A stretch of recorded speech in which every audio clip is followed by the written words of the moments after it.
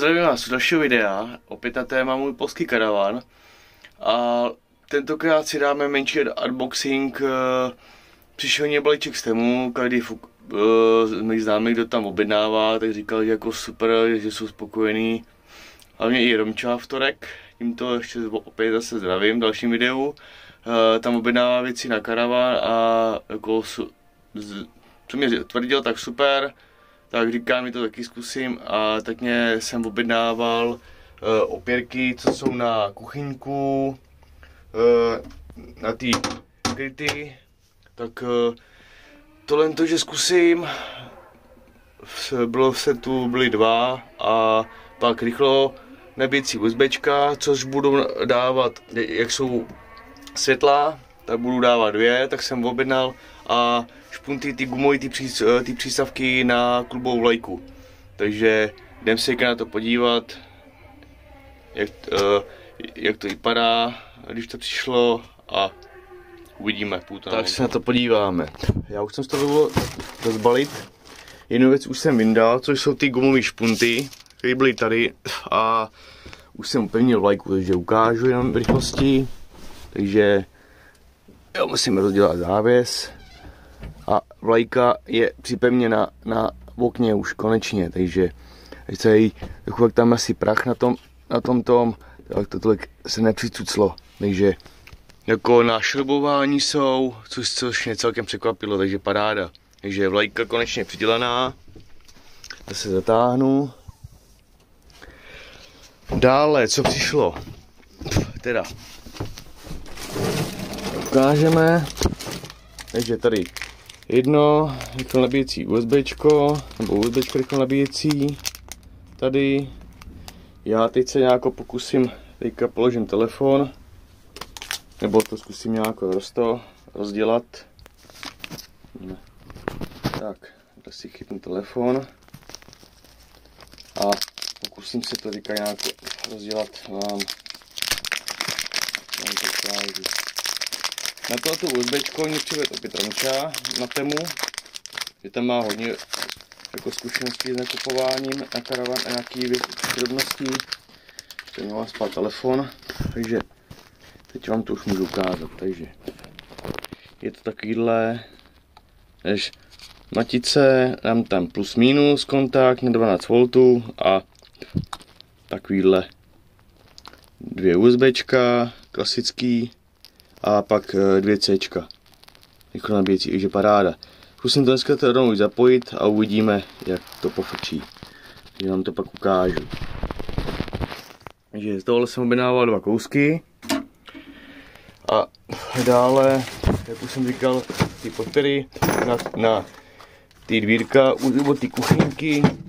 Tak, jo, moždínky tam nějaký jsou samozřejmě, ale já mám svoje a jsou to de facto takovýhle uchyty, že to zkusím to dostáhnout, tak, jo, jak jsou vždycky ty podpěry pod poličku, tak to půjde takhle sem na to místo, ještě z druhé strany, jak je plynový vařič a uvidíme.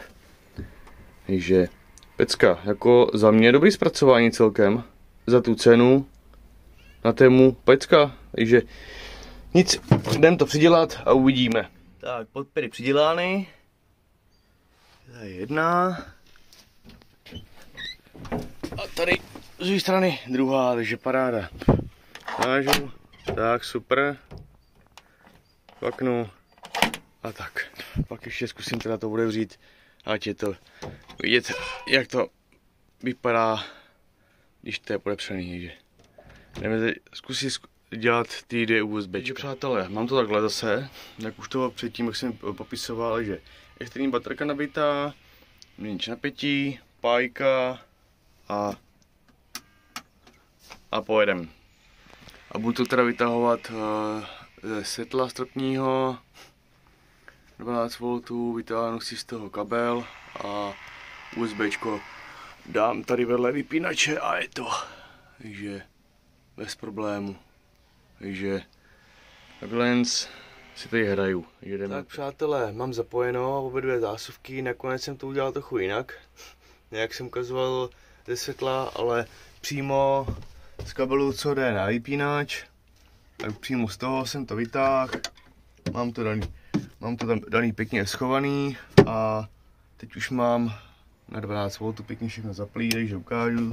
Svítím a tady zásuvka mi ukazuje, kolik je zrovna voltů. No, zatím 13,6, no to skáče, že mám zaplíka všechno, takže USBčka, dvě Cčkový, ještě vám to ukážu, to víte líp. Takže teďka přecvaknu to. Je to takhle, takže 13,6, ten voltmetr tam je, dvě klasické USBčka a dvě boční, což jsou Cčkový, teďka to snad je to líp vidět, tak dvě Cčkový, takže ty by měly být nějaký rychlo nabíjecí, tak jsem na to zvědavej, takže to můžu zadělat. A další, co jsem dělal tam v rohu, jsem přemýšlel, kam to dát, je taky, mám to zapojený z kabelu, co je na 12, co vede na světlo, tak jsem to tam rozpojil a takže světlo bez problémů funguje, vidíte. Z toho mám tam vyvedený ještě na tu zásuvku na těch 12 V na televizi, ale budu si ještě tu elektriku tady předělávat na pojistkovou skřínku 6 polou, nebo aby to řekl správně, jak jsou na ty pojistky na auto. Takže tady taky 14.2, ještě bordel, jak jsem vrtal, že 14.2 ukazuje a je to samý. Dvě USBčka nahoře a po bokách, musím zaostřit trochu, jsou dvě Cčkový rychlo nabíjecí, takže uvidíme, jak to pojede. Tak zadělám, takže takhle to, takže to bylo tak nějak k tomu, co mě přišlo teďka za menší zásilku z Temu a jak už to je nainstalovaný teda. Takže snad se vám to video líbilo, aspoň trochu, třeba to někoho může inspirovat. Jaký USBčka jsem sem pořídil na pomenší radu, co mě bylo doporučený od Ramči, třeba někomu tím poradím takhle, ale ještě to budu testovat, že pro mě to je samotného novinka trochu, ty lenty. Takže takhle k tomu zatím videu, takže budu se těšit u dalšího. Zatím mějte se, čau.